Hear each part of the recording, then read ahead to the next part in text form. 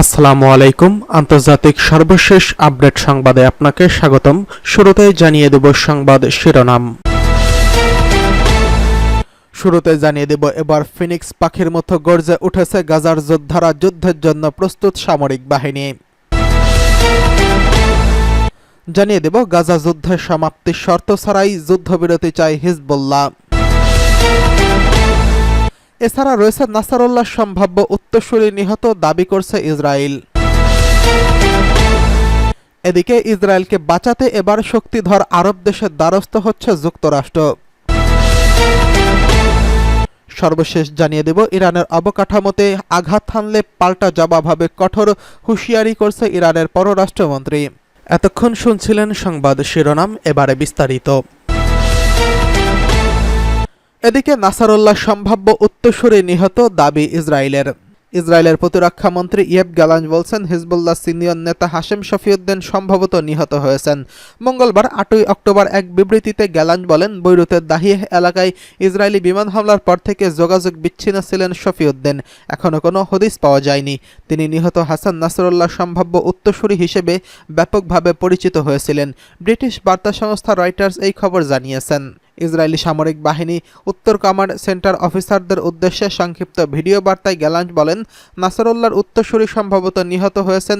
Hezbollah এখন একটি প্রধানহীন সংগঠন। তিনি আরও বলেন, হিজবুল্লাহর এখন কেউ সিদ্ধান্ত নেওয়ার নেই, কেউ কাজ করার নেই। নাসরুল্লাহর মতো শফিউদ্দিনও একজন আলেম, তিনিও কালো পাগড়ি পরতেন। 3 দশকের বেশি সময় ধরে লেবাননে শিয়া গোষ্ঠীকে নেতৃত্ব দানকারী নাসরুল্লাহর সাথে তার শারীরিক সাদৃশ্য রয়েছে। হিজবুল্লাহ নির্বাহী পরিষদের প্রধান হিসেবে তিনি গোষ্ঠীটির রাজনৈতিক কার্যক্রম তদারকি করেছেন, পাশাপাশি এর সামরিক কার্যক্রমও পরিচালনাকারী জিহাদ কাউন্সিলে বসেছেন।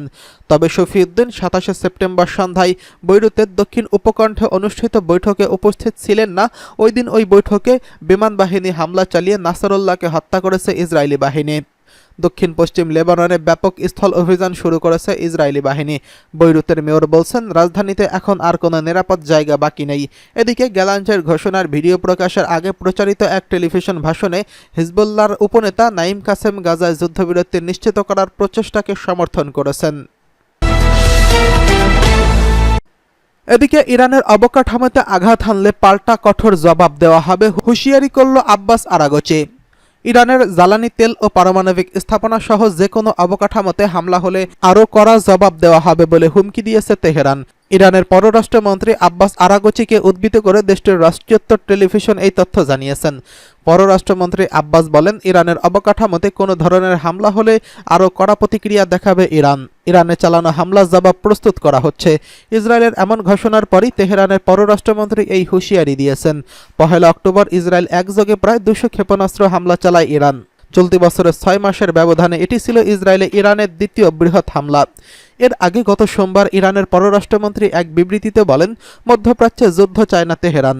ইরানের কোনো জ্বালানি তেল স্থাপনায় হামলা না চালাতে গত শুক্রবার ইসরায়েলকে সতর্ক করেন মার্কিন প্রেসিডেন্ট জো বাইডেন। উল্লেখ্য, বিশ্বের অপরিশোধিত জ্বালানি তেল উৎপাদনকারী শীর্ষ 10টি দেশের মধ্যে একটি রয়েছে ইরান। এদিকে ইসরায়েলকে এবার বাঁচাতে শক্তিধর আরব দেশের দ্বারস্থ হচ্ছে যুক্তরাষ্ট্র। মধ্যপ্রাচ্যে একসঙ্গে 2 দেশে আগ্রাসন চালাচ্ছে ইসরায়েল। নতুন করে ইরানের সাথে যুদ্ধে জড়িয়ে পড়ার মতো পরিস্থিতিরও সৃষ্টি হয়েছে। যদি তা বাস্তবে রূপ নেয় তবে তা নিরাপদ থাকবে না তেল আবিব। তাই নিজের পরম মিত্র ইসরায়েলকে বাঁচাতে এবার আরব বিশ্বের শক্তিধর এক দেশের দ্বারস্থ হয়েছে যুক্তরাষ্ট্র। অনেকেই বলছেন, ইরানের সঙ্গে যুদ্ধে জড়ালে ইসরায়েল রাষ্ট্রের অস্তিত্ব নিশ্চিহ্ন হয়ে যেতে পারে। তাই বন্ধুকে বাঁচাতে যতভাবে চেষ্টা তদবির করা যায় তা করে যাচ্ছে যুক্তরাষ্ট্র। এরই অংশ হিসেবে সামরিক দিক থেকে আরব বিশ্বের অন্যতম শক্তিশালী দেশ মিশরের দ্বারস্থ হয়েছেন Joe Biden. Middle East Monitor এক প্রতিবেদনে জানিয়েছে, মধ্যপ্রাচ্যের সাম্প্রতিক ঘটনাবলী নিয়ে মিশরের পররাষ্ট্রমন্ত্রী বেদর আবদুল্লতির সঙ্গে ফোন আলাপ করছেন মার্কিন সমকক্ষ অ্যান্টনি ব্লিংকেন। পরে এই নিয়ে বিবৃতি দিয়েছে মার্কিন পররাষ্ট্র দপ্তর। বিবৃতিতে বলা হয়, গাজায় যুদ্ধবিরতি নিশ্চিত এবং ইসরায়েলি জিম্মিদের মুক্তির ব্যাপারে কায়রোর আরও সহায়তা চায় ওয়াশিংটন। অতীতে সুদানের সংঘাত নিরসনে ভূমিকা রেখেছিল কায়রো, আর তাই মিশরকে গাজা ইস্যুতে একই ভূমিকায় দেখতে চায় যুক্তরাষ্ট্র। গেল সপ্তাহে ইসরায়েলে হামলা চালায় ইরান, এরপর লেবাননে স্থল অভিযান শুরু করে ইসরায়েল। হত্যা করা হয় হিজবুল্লাহর প্রধান হাসান নাসরুল্লাহকে। এরপর ইসরায়েলে 180টিরও বেশি ক্ষেপণাস্ত্র হামলা চালায় ইরান। এতে মধ্যপ্রাচ্যে বড় সংঘাতের শঙ্কা তৈরি হয়েছে। ইরান বলছে তারা আর হামলা করবে না, তবে ইসরায়েল জবাব দিলে তাদের ক্ষেপণাস্ত্র প্রস্তুত। কিন্তু এবার পাল্টাপাল্টি হামলা না হলেও উত্তেজনা আর থামছে না। লেবানন ও গাজায় যুদ্ধবিরতি হলেই সেই উত্তেজনা প্রশমন হতে পারে। এদিকে গাজা যুদ্ধের সমাপ্তির শর্ত ছাড়াই যুদ্ধবিরতি চায় হিজবুল্লাহ। ইসরায়েলের সঙ্গে যুদ্ধবিরতি চায় লেবাননের ইরান সমর্থিত সশস্ত্র গোষ্ঠী হিজবুল্লাহ। মঙ্গলবার টেলিভিশনে দেওয়া এক ভাষণে হিজবুল্লাহর প্রধান নাঈম কাসেম এই কথা জানিয়েছেন। নাঈম কাসেম জানিয়েছেন, তিনি একটি যুদ্ধবিরতি নিশ্চিত করার প্রচেষ্টাকে সমর্থন করছেন। তবে প্রথমবারের মতো লেবানন ইসরায়েল সীমান্তে যুদ্ধ বন্ধ করার পূর্ব শর্ত হিসেবে গাজা যুদ্ধের সমাপ্তির কথা উল্লেখ করেননি তিনি। হিজবুল্লাহর এই নেতা জানিয়েছেন, পার্লামেন্টের স্পিকার নাবিহ বেরি যুদ্ধবিরতির জন্য যে প্রচেষ্টা চালাচ্ছেন তাতে তিনি সমর্থন দিয়েছেন। সম্প্রতি লেবাননে ইসরায়েলি স্থল আক্রমণ এবং শীর্ষ হিজবুল্লাহ নেতাদের ঘটনা বেড়েই চলছে। নাঈম কাসেম তার 30 মিনিটের টেলিভিশন ভাষণে বলছেন, আমরা যুদ্ধবিরতির জন্য বেরির নেতৃত্বের রাজনৈতিক কার্যকলাপের সমর্থন করি। ফিনিক্স পাখির মতো জেগে উঠছে গাজার যোদ্ধারা। ফিলিস্তিনের স্বাধীনতাকামী সশস্ত্র সংগঠন হামাস ছাই দিয়ে ফিনিক্স পাখির মতো জেগে উঠবে। সংগঠনটি আবারও অস্ত্র ও সৈনিক সংগ্রহ শুরু করছেন। সংগঠনটির স্বেচ্ছানিবাসে থাকা নেতা খালেদ মেশাল রয়টার্সকে দেওয়া এক সাক্ষাৎকারে এসব কথা বলেছেন। ফিলিস্তিনের স্বাধীনতাকামী সংগঠন হামাস গত বছরের 7ই অক্টোবর আকস্মিক ইসরায়েলে হামলা করে তাণ্ডব চালায়। নজিরবিহীন এই হামলায় গোষ্ঠীটির যোদ্ধারা প্রায় 1200 ইসরায়েলিকে হত্যা করেছে এবং 250 শতাধিক ব্যক্তিকে জিম্মি করেছে। সেসব জিম্মিকে আন্তর্জাতিক আহ্বান সত্ত্বেও মুক্তি দেয়নি হামাস। এদিকে এর জেরে ইসরায়েলি বাহিনী হামাস বিরোধী অভিযানে ধ্বংসস্তূপে পরিণত হয়েছে গাজা।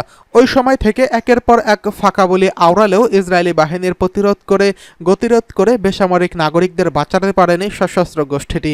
তা সত্ত্বেও সংগঠনটি কখনো বিবৃতি বা নেতার ব্যক্তিগতভাবে হুঙ্কার দিয়ে যাচ্ছেন। মঙ্গলবার 8ই অক্টোবর প্রকাশিত সাক্ষাৎকারে খালেদ মেশাল বলেন, ইসরায়েলের সঙ্গে ফিলিস্তিনিদের চলমান যুদ্ধ 76 বছর আগে শুরু হওয়া সংঘাতের বৃহত্তর অংশ। ইতিহাস চক্রাকার। আমরা এমন সময় ও এমন অবস্থার মধ্যে দিয়ে যাচ্ছি যেখানে অনেকে শহীদ হচ্ছেন। সামরিক সক্ষমতা কিছুটা হারাই, কিন্তু তারপরও ফিনিক্স পাখির মতো চেতনা আবারও ফিলিস্তিনিদের মধ্যে জেগে উঠবে। এর জন্য আল্লাহর প্রতি কৃতজ্ঞতা প্রকাশ করি। রয়টার্সের প্রশ্নে এই নেতা হামাসের গতানুগতিক বুলি ছুড়েন। তিনি বলেন, হামাস এখনও ইসরায়েলি সেনাদের বিরুদ্ধে অতর্কিতভাবে হামলা চালাতে সক্ষম। যোদ্ধারা গোলাবারুদ এবং অস্ত্রশস্ত্রের কিছু অংশ হারিয়েছে, কিন্তু হামাস এখনও তরুণদের নিয়োগ দিচ্ছে। তারা উল্লেখযোগ্য সংখ্যক গোলাবারুদ এবং অস্ত্র তৈরিতে অব্যাহত রেখেছে। কিন্তু ইসরায়েলি বাহিনীর বিরুদ্ধে কিভাবে তারা আবারও প্রতিরোধের প্রস্তুতি নেওয়ার সুযোগ পাচ্ছে তা স্পষ্ট করে বিবরণ দিতে ব্যর্থ হন খালেদ। প্রসঙ্গত, নির্বিচার বিমান হামলা এবং স্থল অভিযান চালিয়ে গাজা উপত্যকাকে যেন মাটির সঙ্গে মিশিয়ে দিয়েছে ইসরায়েল। এ পর্যন্ত 41,000-এরও বেশি ফিলিস্তিনিকে হত্যা করেছে তারা, যাদের বেশিরভাগই নারী ও শিশু। অভিযান চালিয়ে হামাসের হাজারো যোদ্ধাকে হত্যার দাবি করছেন তারা। পাশাপাশি তাদের সুড়ঙ্গে বিশাল নেটওয়ার্ক ধ্বংস করা হয়েছে। এখন প্রশ্ন, গত বছরের 7ই অক্টোবর হামাসের অতর্কিত হামলায় লাভবান আসলে কারা হলো? এর 1 বছর পর বাস্তবে হামাসকে কতটা নির্মূল করা গেল?